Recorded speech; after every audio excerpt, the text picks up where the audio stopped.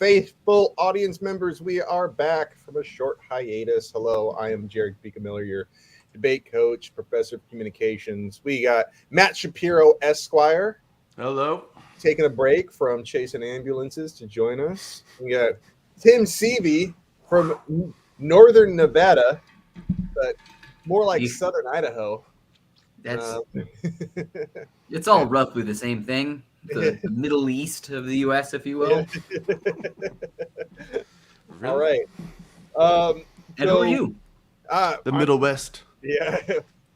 Jared Miller. I have been doing debate for a really long freaking time. Okay. So just for a long time.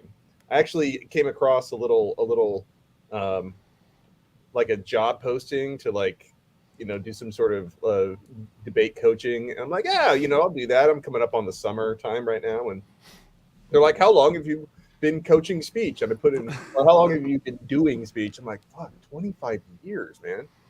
25 Starting years. off with the F-bang. Wow. Yeah. It's like, what year did you start? Scroll. Keep going. Why do they only show 5 at a time? All right. This is one of our favorites. What we like doing is simulating the IPDA format of debate, where you're given 5 topics and we strike it down to 1. It's really cool. We go through a number of topics. This week, we are going to go through the topics from the final round of the International Forensics Association 2023, which was held in Tokyo, Japan. Very cool.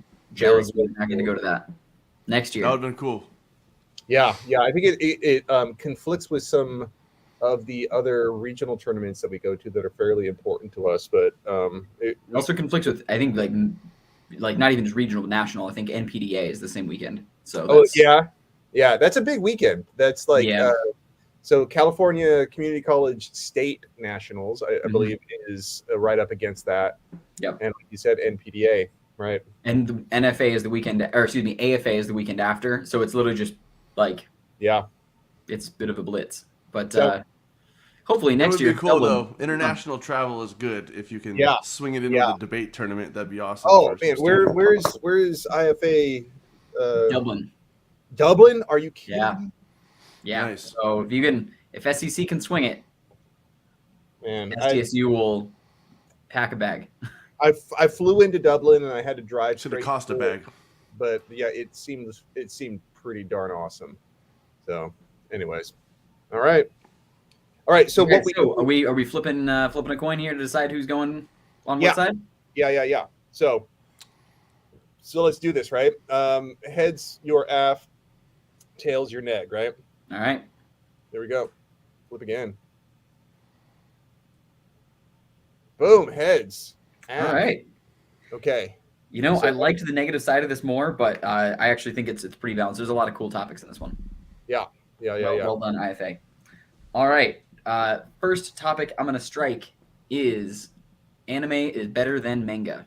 Oh, really? Okay. Yeah.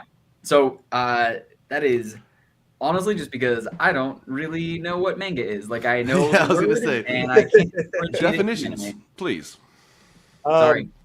Yeah, I understand it too, because I'm not going to pretend to be an expert, but this is one of those really good topics where, how do you manage it if you don't have expertise in it? Mm-hmm. I think people get a little intimidated because there's there's that sort of the dork culture, I guess, surrounding it. If you want to, the proud, if you will, the proud dorks, the ones who are kind of like, I know you can go light into that though. Like I don't know that there's like I like a little bit of anime, I like a little bit of manga. It's like fans are fans, and they have that tattooed, and it is on their car, and it is like their child's name.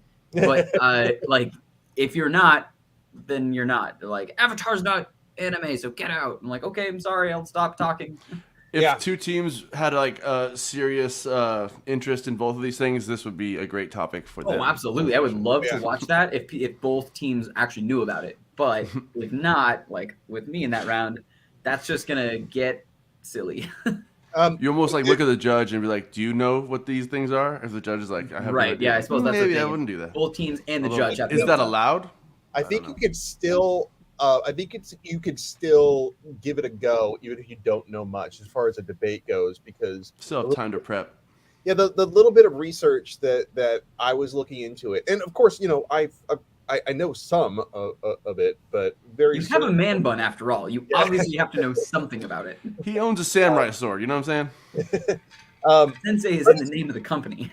But it's really kind of like the book is better than the movie type of debate. That's really all it is in a different format. Anime is the animated version, where manga is the sort of comic book written version. Oh, yeah, and so it's not that difficult. You know what I mean? It's like it's not different genres of the same medium. It's kind of like it's book versus movie. Stupid question. There is two different mediums. Like there is no still anime. There's no graphic novels that are anime. Anime, it has to be like actual motion picture. Yeah, I man, I hope I'm not wrong about this, but I learned a thing today.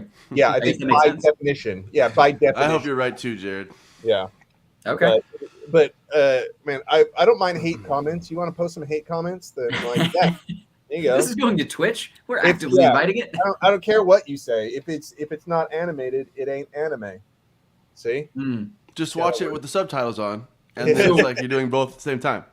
So I would say, in that, if I'm on the affirmative side, then my favorite anime has got to be King of the Hill. I think it needs all of the criteria for this round. Yeah. But then, like, so yeah. But regardless, nobody's watching right now. Let's move on. Okay, so here we go. So I'm on the neg. No. Oh wait, you struck first. Oh, Tim's F. Okay, that was my bad. It's all right. Like, not a big deal. So normally it's supposed to neg is supposed to strike first. Neither one of us caught that, so whatever. Who cares? Okay, so I'm on the neg. I'm on the neg. No, I could totally do that one. No, I could totally do that one. I could totally do that one. So good at this activity. You're making me hungry. You know what? Okay, I'm gonna do this one. And okay, and I think it's nice. Yeah, that seems more like a 2-minute debate to me than a 30-minute debate. You know, like, that was actually my next strike on the negative, so that's fair. But unfortunately, that was my favorite topic on the affirmative, so I was really hoping we get to debate that one. Oh, I mean, I can see how could like entertaining. Go ahead, Jared. No, I thought it could be kind of entertaining, but I don't know. You could. It's an exercise in debate theory for a new debater. I think that would be like the greatest debate of all. You could just list your advantages and their plans pretty much laid out right in the resolution. So I mean, here's it's how not. I would expect this to go. If I'm on the affirmative, like the novice round goes, the affirmative says conveyor belt sushi is low quality. It uses like the cheapest cuts of fish. That means like the least ethical farming practices. That means like you just kind of go the environmental route, go like the quality of fish route, go like the amount of food poisoning, whatever. So go all those things. And then the other side just says like the entire sushi industry is responsible for the like basic extinction of snow crab and like bluefin tuna and yellowtail, and just go through like why all sushi is bad. And I know that you don't technically get to term in a IPDA, but like the community is already moving that way. Like it is becoming NPDA the way that NPDA became policy, because that's where judges come from, and it's already like going that way. So like I would just expect that perm. Like the negative, so go for like why it's bad. The negative is going to say like all sushi's bad, and then you can say like, yep, exactly. And so therefore, so is conveyor belt, and they should ban that. And they can also ban anything else, but they should definitely ban conveyor belt sushi because it's the worst offender. So that would be my favorite topic on the affirmative. Yeah. Like on the negative, it starts coming down to like consumers should be allowed to choose they want, unless there's like safety issues. You just kind of just enforce safety issues better. Yeah, but or like there's conveyor belt restaurants that serve really high quality, safely farmed stuff. Yeah. Maybe. I mean, I don't know. I haven't been to one, but yeah. I mean, there's data point of one, but I think I could probably more easily make the argument that you're not getting like the most ethically farmed, line caught whatever at $3.50 at a conveyor belt. Yeah. Yeah, I went to one in Pasadena. It's called Afloat Sushi, and they came by on little boats. Little boats. I like the boats. I mean, honestly, I think that already just makes it feel totally better. Different like, ballgame. Feel as gross as a conveyor belt. There's a fairly famous conveyor belt place in Convoy in San Diego. By the way, if you ever visit San Diego, don't go to the downtown place for food. Go to Convoy. It looks trashy, and that is where all the good food is. Actually, don't. You know what? Save it for the locals. Don't go. So Convoy is where all the good food is, and there's a conveyor belt place that makes it a game. So if you eat, like, it tracks how many rolls of what type everyone is eating, and you and your party start like winning points, and there's like a big screen that you're like collecting points and gamifying the system for eating different things off the conveyor belt. It's wild. Fun. Which like let's gamify the consumers and eat more. So like it can be fun, but yeah, gluttony, man. Woo. Yeah. All right. Okay, so the next I would strike then is actually a cool topic that I'd be interested in learning more about, but I also just don't know a ton. Working co-ops are the future of the economy. Okay.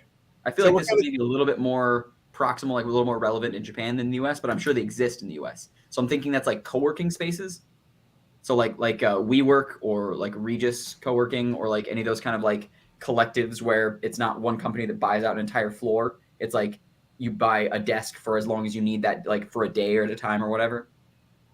No, I think it is where like employees. Yeah, I think you might just have the wrong idea about it. It's employees have like some sort of process in the decision making of the company. So like that means like Costco? I guess so. Like yeah. Is it ownership or is it interest in like a board, like you were saying? I think it's voice and an equal vote in decision-making process. Wow. Oh, okay. Yeah. I've heard incredible. And if that's the case, then whatever, that becomes like, if that's actually it, that becomes my number one on both sides. Like even though I don't know a lot about it, I think that is a phenomenal thing to talk about. I'm pretty sure a lot of like European vehicle manufacturers have those type of businesses where literally like factory workers are on the board and they're they are a vote. I mean, I don't know if it's equal vote, but I've seen things like that. Yeah, it's a good idea. They get dividends too.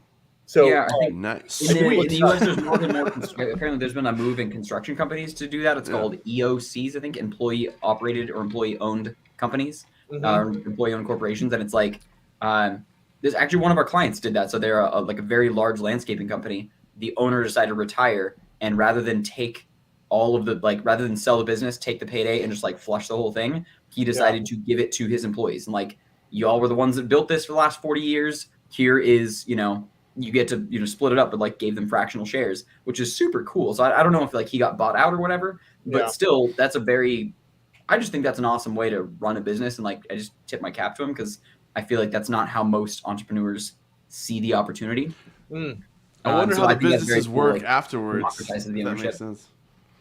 Like I wonder after 10 years after doing that, how the company performs.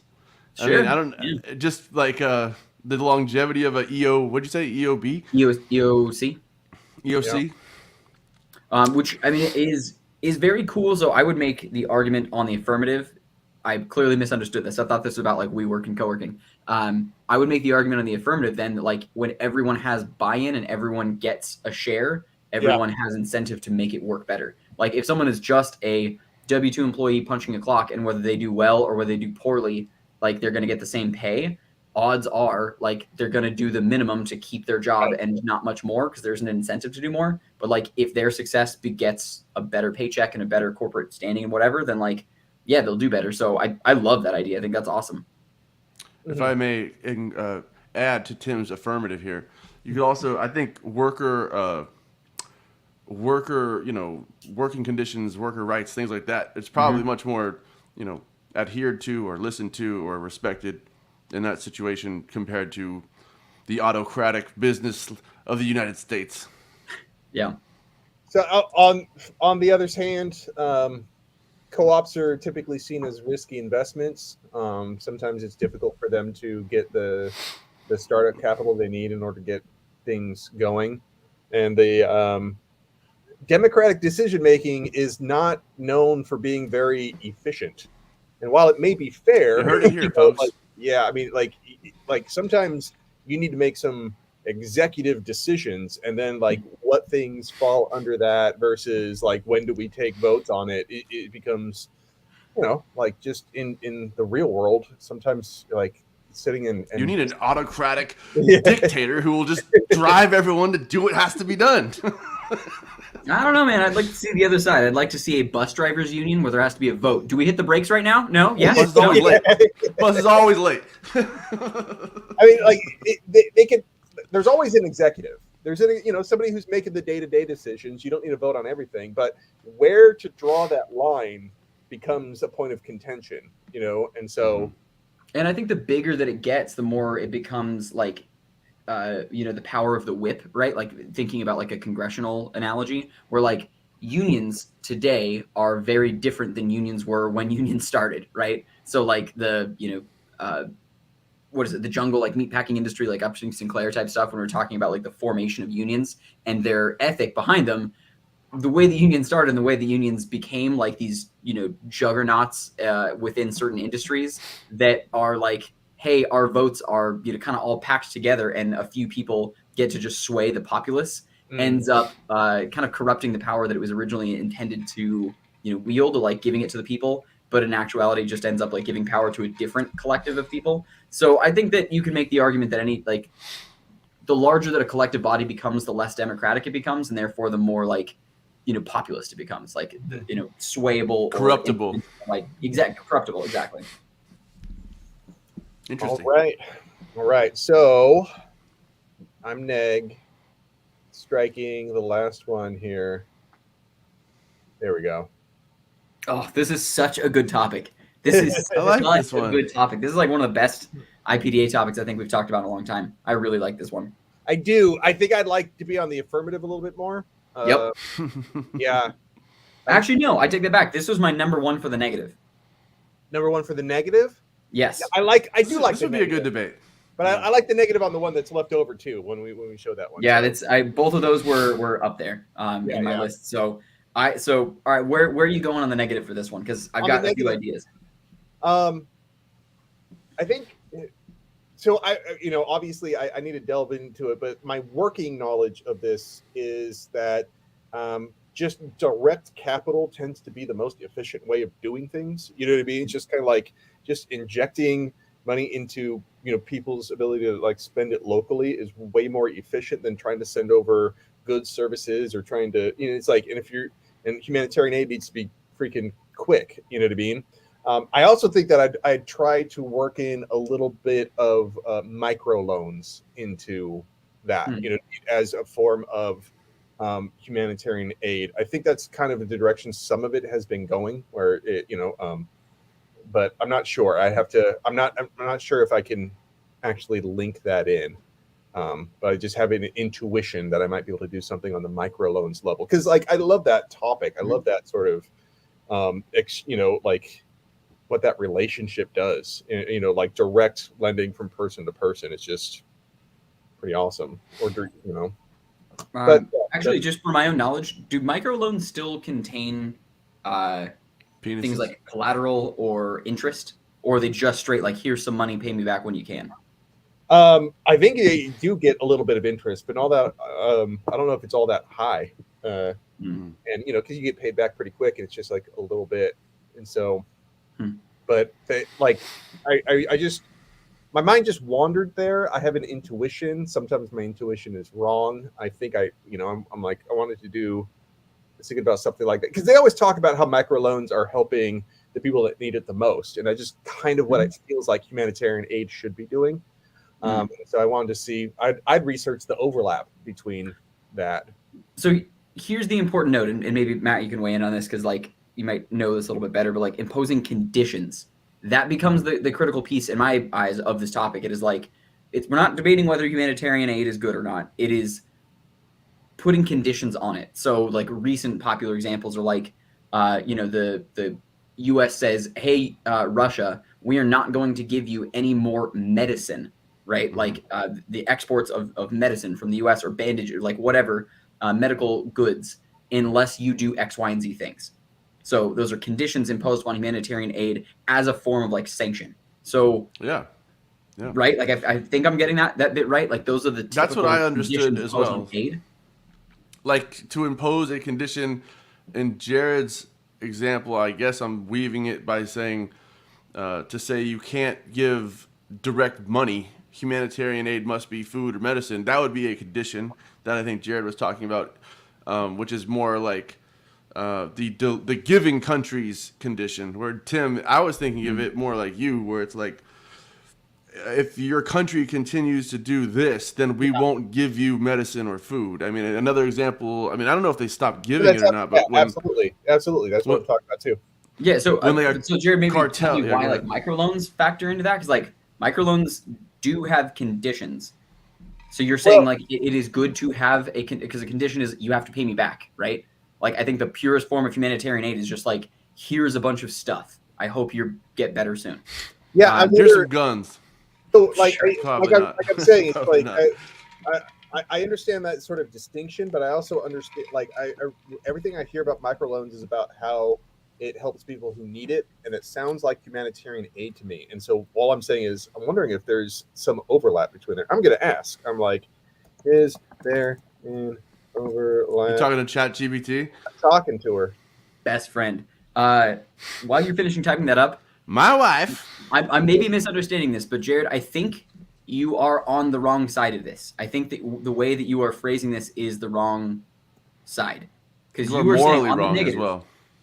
You're saying that imposing conditions on humanitarian aid is not morally justified. So you're saying there should not be conditions on humanitarian aid. That is what you're arguing on the negative side.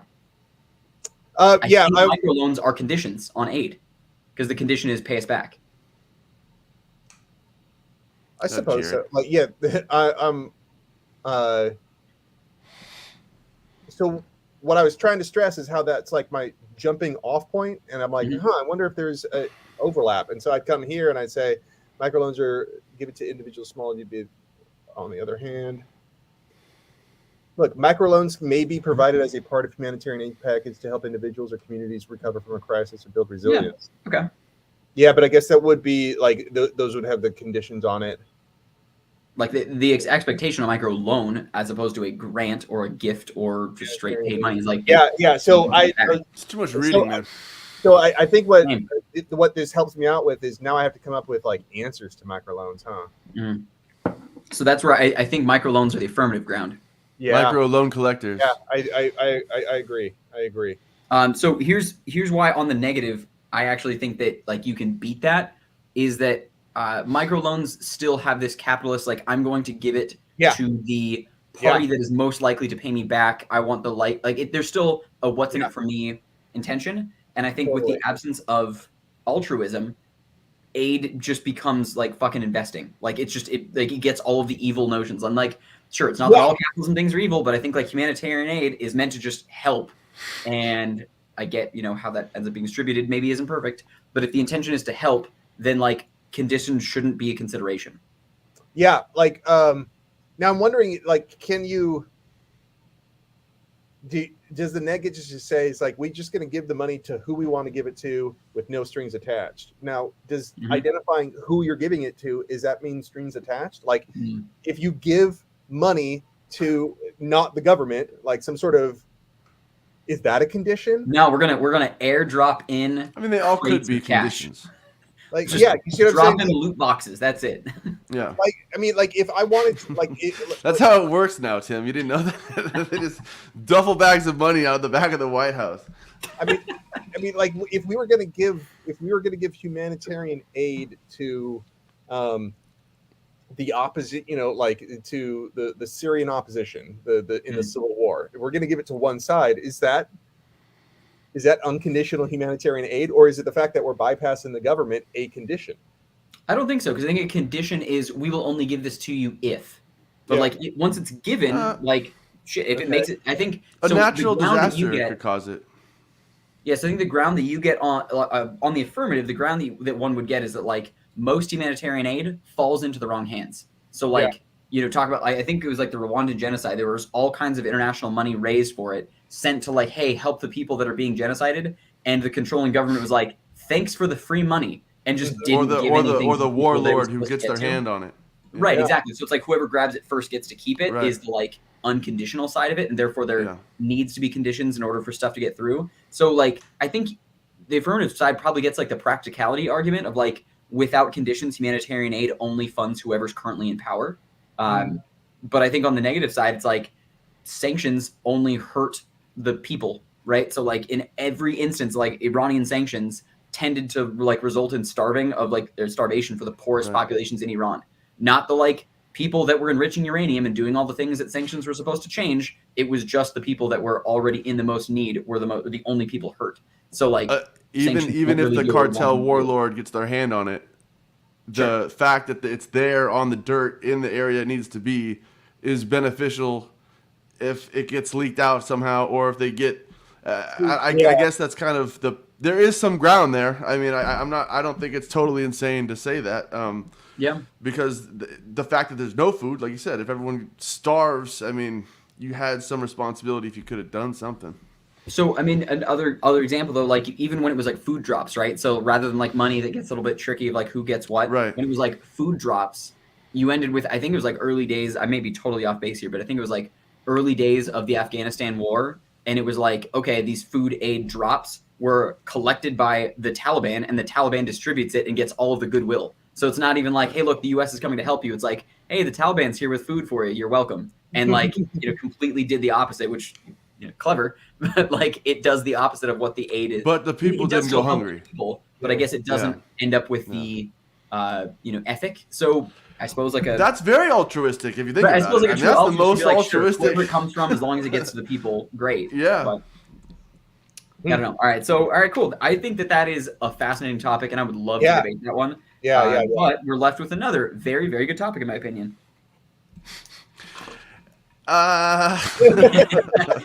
Totally different direction. 100% different direction. Okay.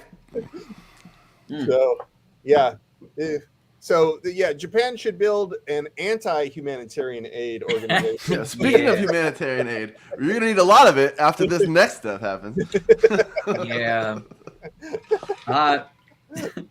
So this was like up there, so this was beat out only by Sushi. So it was literally conveyor belts and military.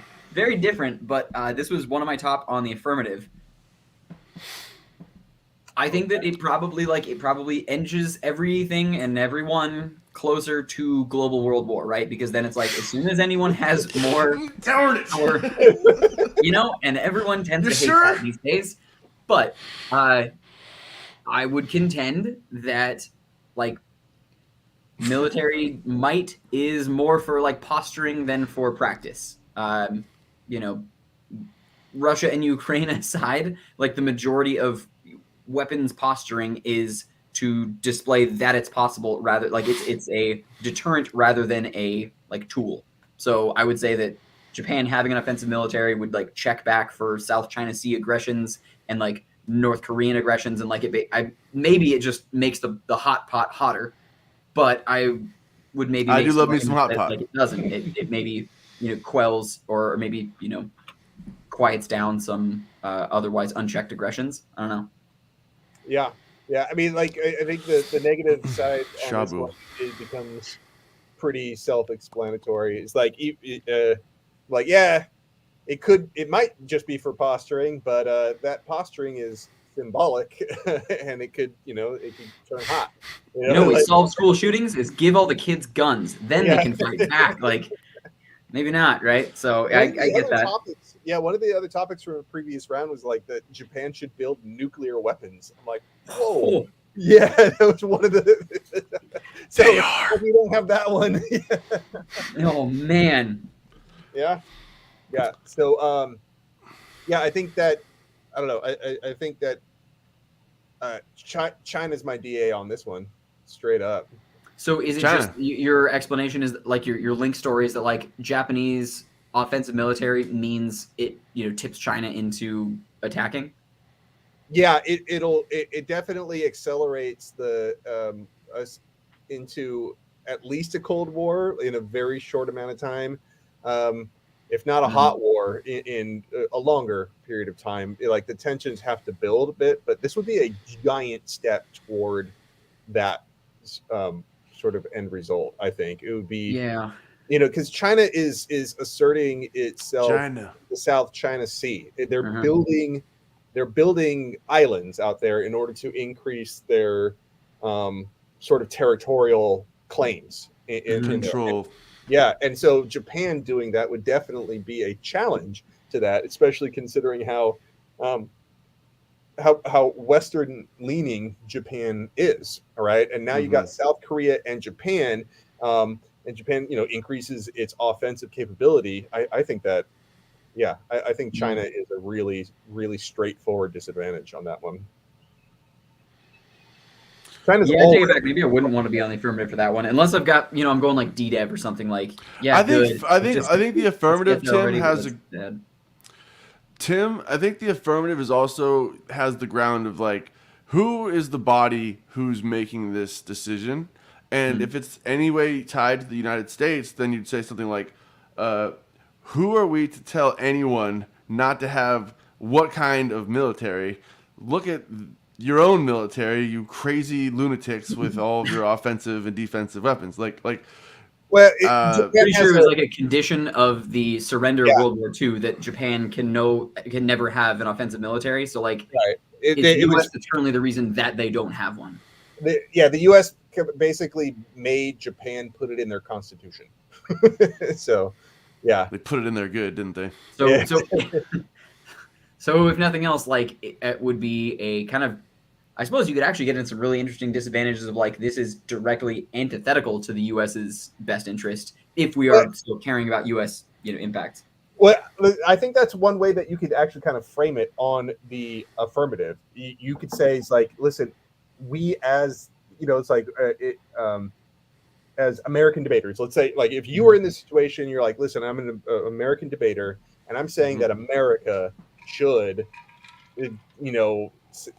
declare that Japan ought to build an offensive military. They should endorse remove the restrictions. The United States should be the one who's removing it and be in favor of it. So let's explain why. And now you do have to explain why it's in U.S. interest to do it. That's the only. The main thing is. Great answer. Go ahead. Gigantic economic boom because we're the ones that sell all the weapons. All right, so I'm going to buy Raytheon stock and Boeing stock and Lockheed stock, and I'm going to be a jillionaire by tomorrow. And it doubles down, too, because it would alleviate the need for U.S. resources in that part of the world if they had comparable, resources, if that makes sense. I mean, to some extent, I think the alliances between China, Japan, and the United States have changed in the last 60, 70 years. So I think, I think there's an inference here that Japan, well, in the current world, there's no threat, but the bigger threat would probably be China than Japan, I think, to the United States' best interests, I guess. I think the affirmative can make some national security arguments in that one. For U.S. national security. Yeah, exactly. I think that would be a fascinating round to watch. I don't know if IFA is recorded. I don't want to do it. But, I doubt that they actually picked this topic because that is hot as hell. But, I mean, if you ended with, a Dutch debater versus a Korean debater, where their perspectives would go on something like this, that's fascinating to me. I'd be really interested in just seeing how this topic would shake out, not just in a Southern Californian debate, but a couple of debaters from different parts of the world taking this topic on. I think would be very cool to watch. Yeah, it's interesting. All right, way to go, IFA, good topics. Yeah. All right, everybody, that's our time. All right, let me get that off of there. Hold on, what the heck? Boom. Yeah, we will be back next week. What do we talk about next week? Technology. Oh, okay. All right. We'll think about it. I don't know, Brian. All right, everybody. Thank you all for watching. We're Matt, Tim, and Jared. We'll see you next week. All right. Bye.